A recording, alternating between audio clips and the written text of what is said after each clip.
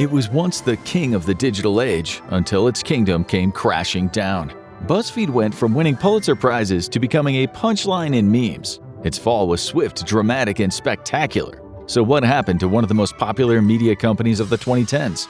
We are revealing why this internet giant collapsed on today's episode of The Infographic Show, the real reason BuzzFeed failed. It's hard to believe now, but BuzzFeed was once one of the cool kids of the internet. Founded on November 1, 2006 by Jonah Peretti and John S. Johnson III, the site didn't truly explode into the limelight until 2011. That year marked a turning point. BuzzFeed expanded rapidly, launching a news division and began attracting massive online attention. Unfortunately, a lot of the reasons for its success turned out to be the reasons for its collapse. Today, BuzzFeed has become known for "What kind of melon are you?" listicles and collections of Reddit posts presented as original content. But before that, the site used to have a reporting team that won Pulitzer Prizes. No, seriously. Articles from BuzzFeed News would set the internet on fire, easily becoming viral at the time when legacy media was still trying to figure out how to get their stories out into this new internet and its social media landscape. Peretti expanded the news site so aggressively that by 2013 he had hired 130 journalists from companies like ProPublica, Politico, and even the New York Times. Former political writer Ben Smith became the founding editor-in-chief of BuzzFeed News, until he abruptly left almost a decade later in 2020. Even New York Times news desk writer Lisa Tozzi transferred over to this new startup that was taking the media world by storm. Despite being threatened by this new upstart, the old media was impressed. In February 2013, New York Times reporter David Carr wrote, "BuzzFeed is growing some serious news muscle under a silly, frilly skin. It's gone well so far, with ComScore showing 10.8 million unique visitors in December, more than double that of the same month in 2010. To some, however, the problems with BuzzFeed's strategy were already starting to show themselves. Korasika, who founded The All and had worked in the digital scene for a while, was amused and cautious. "It's fun to watch them all make these hires," he said, "but it's important that they don't overspend. Web ad rates are what they are, and that isn't going to change. At least not for the better." Thus, the first problem with BuzzFeed's business strategy appeared. Namely, is that it didn't really have one. Like Vice and other upstart new media empires, BuzzFeed was so focused on views and disruption that it didn't really have a great plan in place for making money. And it didn't realize how much it costs to run a serious news division, at least not until after it had started one. Sure, many startup companies are in the red for the first couple of years of their lifespan, but the mistake BuzzFeed and Vice made is that they focused on views and virality rather than building a subscription base and securing recurring payments from its users. This made sense for that era of the internet, and we'll get to other huge problems later. But as soon as the site's views started to decline, there was no plan B to fall back on. Even in the midst of a deep crisis in profits, the New York Times managed to stay afloat by focusing on what they do best: investigative journalism and serious news. It attracted a class of readers who were willing to pay for it, or at least for the weekend crossword puzzles and eventually Wordle. But BuzzFeed is hyper-focused on viral articles and the youth market, which at the time was mostly millennials. Around the time of BuzzFeed's peak in 2015, Google Analytics showed that half of 18 to 34-year-olds visited BuzzFeed.com at least every month. While this wasn't bringing in cash, it made the company seem like a surefire soon-to-be success, leading massive old corporations to throw money at it and keep it afloat for a while. NBC Universal decided they wanted to get on board with one of the new media companies, a digital native, not a print-first and also have something online press outlet. So they invested $200 million into BuzzFeed in 2015, followed by another $200 million investment in 2016. And if you're wondering why your Peacock subscription keeps increasing, it's partly because of decisions like that. As with other new business hype cycles, investment firms and old corporations throw money at businesses that are trending, even when they haven't figured out how to make money. They believe in jumping on the popular new thing before they understand it.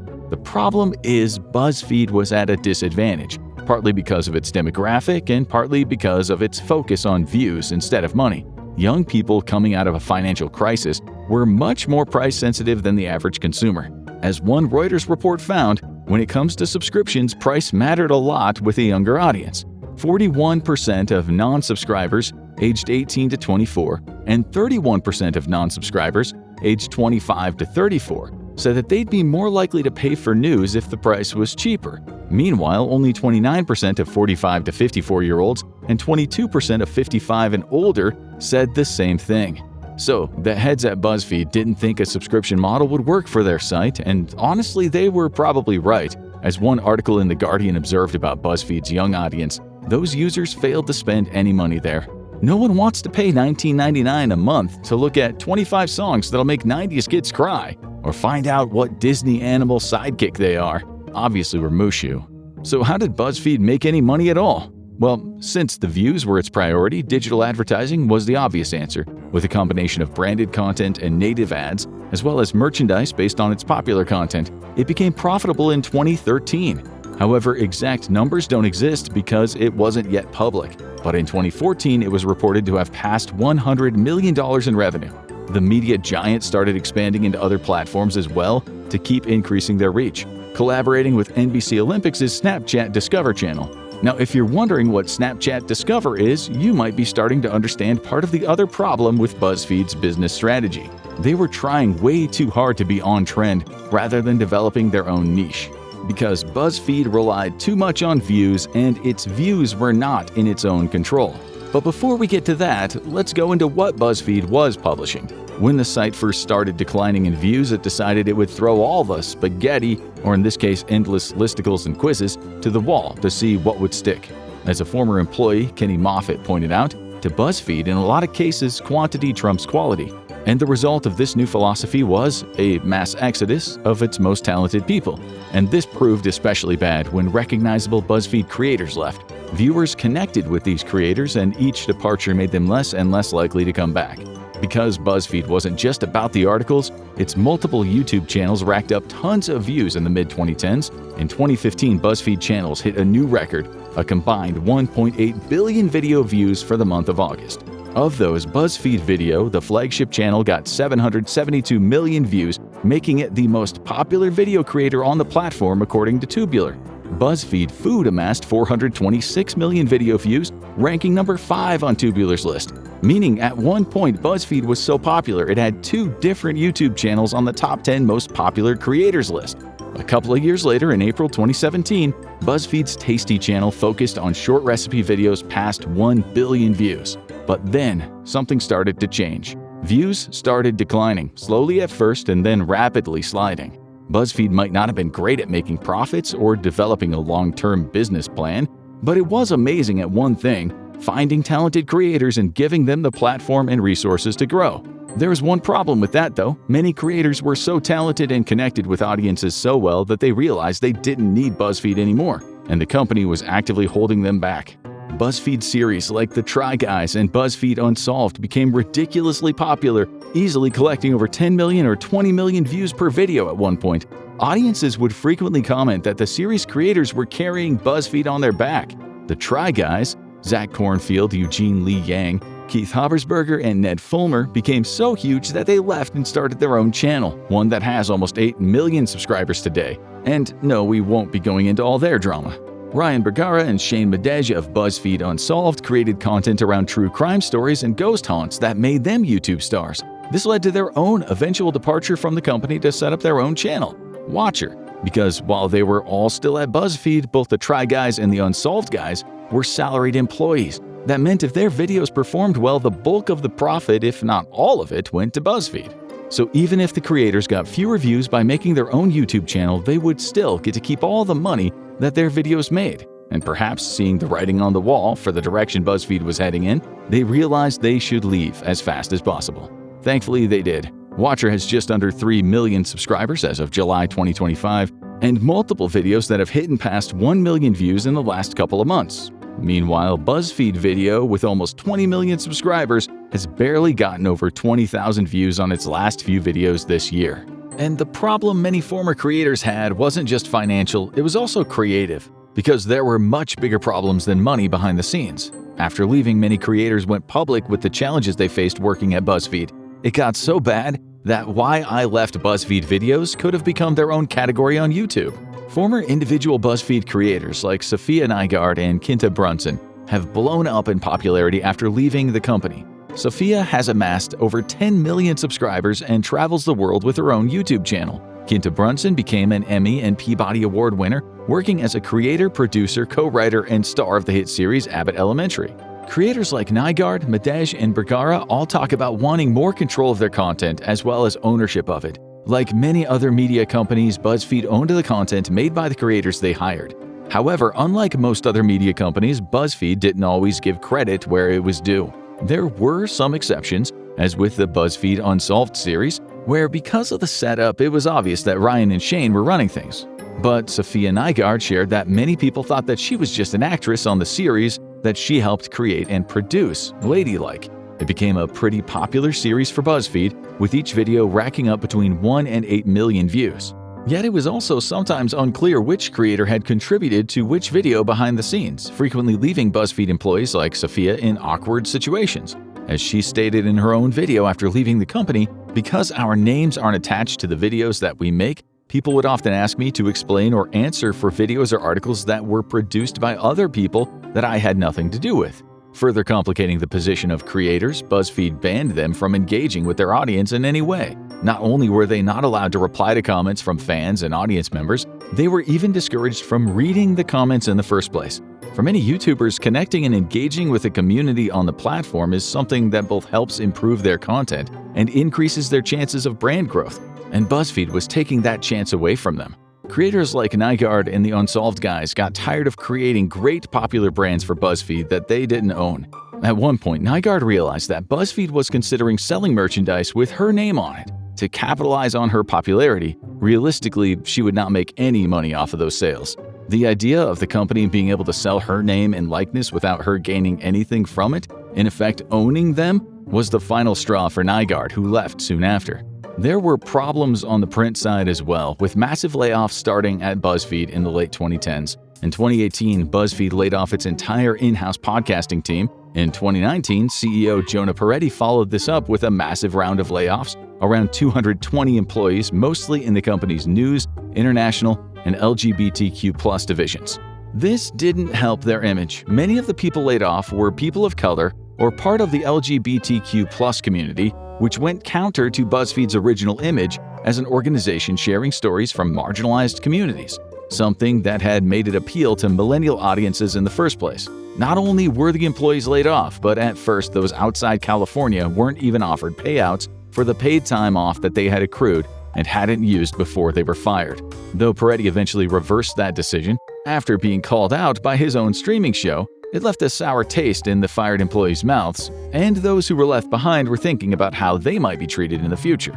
In 2020, Ben Smith, the founding editor of BuzzFeed News, left to take a position at the New York Times, a move that undermined the general confidence in the future of the company's news division.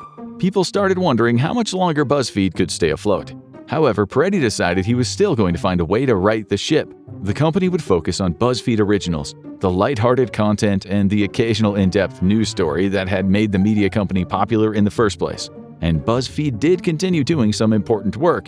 In 2021, their news division won a Pulitzer Prize for their reporting on Chinese internment camps for Uyghurs in Xinjiang. They also did groundbreaking investigative work when reporting on the FinCEN files exposing corruption in global banking. Despite some quality work coming out of the site, the majority of the content had reverted back to BuzzFeed original clickbait, with slightly different versions of 10 catchy title formats. And trust me, you won't believe number 6, but there's not much substance to actually make people read. This further worsened their brand recognition, as to many people it seemed like BuzzFeed couldn't decide what it was, lighthearted entertainment or serious news stories. Even worse, the company had been so focused on keeping its shrinking and aging audience captive that it wasn't doing much on the platforms where younger audiences actually were. Young viewers were moving en masse to platforms like TikTok and wanted shorter bite-sized video content that BuzzFeed wasn't providing. And that is when BuzzFeed realized entirely too late that it had bet on just one very wrong horse: Facebook. You remember Facebook, right? It's that platform that you log into twice a month to remember when your friend's birthday is without asking, and to mute your aunt to avoid her rants about lizard people. Again, once upon a time though, Facebook, like BuzzFeed, was cool. So cool, in fact, that it had propped up other websites along with it, promoting articles on their platform that went viral and helping media companies like BuzzFeed succeed. But eventually, Mark Zuckerberg realized that he would rather keep all of that money rather than letting other companies and websites capture his audience on Facebook. And so little by little, the Facebook algorithm started to change. By the second quarter of 2024, widely viewed content report found that 96.7% of views on Facebook did not include a link to an outside source. Naturally, BuzzFeed's views started declining. Posts that would have previously gone viral were barely seen by anyone except BuzzFeed employees, furiously checking the site's Facebook page to understand what was happening with the article that they just wrote. As anyone who has worked with or even just had social media accounts knows, thanks to changing algorithms, views started to take a nosedive in the late 2010s and never really recovered. Average engagement rates on Facebook in 2024 had dropped to around 0.05%. This number drops further to 0.03% for pages with over 100,000 fans and 0.02% for any post with a link. In 2017, traffic from Facebook to a group of major US news sites dropped by 40% after just one algorithm update. And that became a real problem for BuzzFeed, as the company realized it had almost completely relied on Facebook to get its posts out to its audience. After all, most BuzzFeed viewers weren't even subscribers to their platform, let alone paid subscribers. They just kept coming across viral posts and clicking on them. Though BuzzFeed did get over 1 million subscribers for its newsletter in just 1 year, they still didn't have a funnel to make their subscribers paying customers. Other media companies realized they should use virality and social media to convert audience members into paid subscribers. For example, in 2023, Times Co., New York Times' parent company, makes 67% of its revenue from subscriptions and 23% from ads. When BuzzFeed realized Zuckerberg did not have their back, it was too late. On December 6, 2021, BuzzFeed decided to go public on the stock market, hoping a valuation of $1.5 billion and some stock shares would help its deteriorating financial condition. And the launch could not have gone worse. It made the company look bad to the public and even worse to their employees. BuzzFeed stock started at $10 a share, and it fell so sharply over the next few days, 39% in just 1 week, to $6.07 per share, that it caused investors to lose even more faith in the company. And not only investors, BuzzFeed employees, thanks to their agreements with the company, were not able to sell their shares until they had dropped to less than $5, or 60% down from their initial offering on the stock market. And at that point, anyone who was left at BuzzFeed and still wanted a career in content creation or media started making their exit plan. The others, angry at having to sell their shares at such a low price and mad at BuzzFeed executives for a disastrous stock market rollout, sued BuzzFeed for $8.7 million. They alleged that the company had failed to properly instruct them on how to trade their shares immediately after the initial public offering in December, according to one New York Times article about the lawsuit. CEO Peretti was harshly criticized following not only BuzzFeed's horrendous stock performance, but also its absolute failure to keep up with the times and stay afloat. To his credit, Peretti himself did accept his failures, when in April 2023 he announced that he would have to shut down BuzzFeed News after 10 years in operation. He said that he was slow to accept that the big platforms wouldn't provide the distribution or financial support required to support premium free journalism purpose-built for social media. Because the most heartbreaking thing about the fall of BuzzFeed is that it didn't have to happen. Though the company had a few different issues, its biggest failure was trying to stay trendy on social media and chasing success on the back of Facebook's constantly changing and sometimes hostile algorithms. Blinded by this, they failed to realize that social media was slowly turning its back on both BuzzFeed and other digital media companies in general. But BuzzFeed didn't have to go the way of Vice and so many other digital media upstarts. Digital media outlet Politico managed to secure a loyal customer base of political junkies by focusing on political news and analysis. At the same time, they sold subscriptions to in-depth reports on policy intelligence to companies with deep pockets that need to know exactly how upcoming bills and laws could affect them. And perhaps Peretti can still make things work.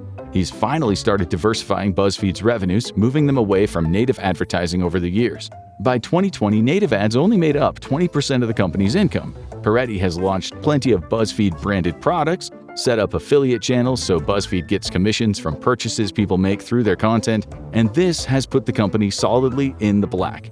In the last quarter of 2024, though BuzzFeed's revenue was down 20% to $56 million, it did go into 2025 with $39 million in cash, compared to only $25.5 million in debt. Considering just a year before, the company owed $124 million, that was a major achievement. So, can BuzzFeed succeed? Well, yes. But it's important to note that BuzzFeed got all of this cash after selling off a bunch of assets, like Complex and First We Feast, to pay down the debt.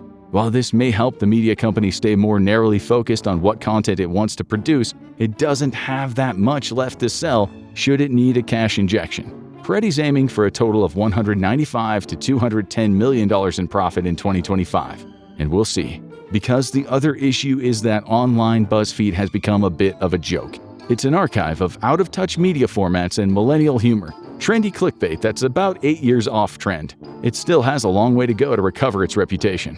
BuzzFeed didn't just mess up, they got left behind. And weirdly enough, that same thing is happening over at the Golden Arches. Watch The Real Reason McDonald's is Failing to find out why Happy Meals are only happy in name. Or click on this video instead.